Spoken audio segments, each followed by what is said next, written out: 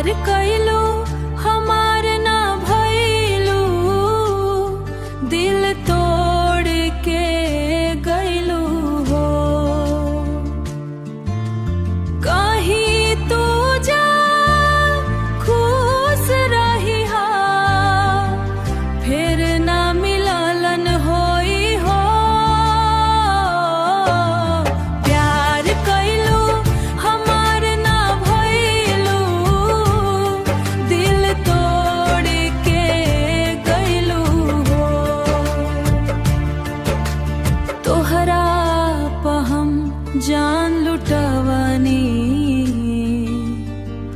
तू बेवफा बन गइलू हो। हंसत हंसत दिलवा तोड़ के, आँख में आंसू दे गइलू हो।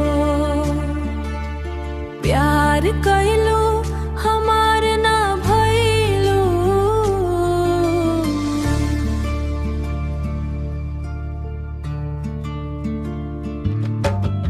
प्यार कैलू हमार ना भइलू, दिल तोड़ के गइलू हो।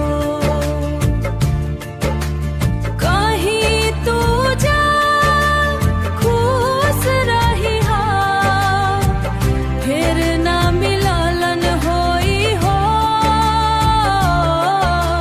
प्यार कैलू हमार ना भइलू, दिल तोड़ के गइलू हो। सपना सजवनी तोहरे संगे, जीवन भर साथ रहे वो।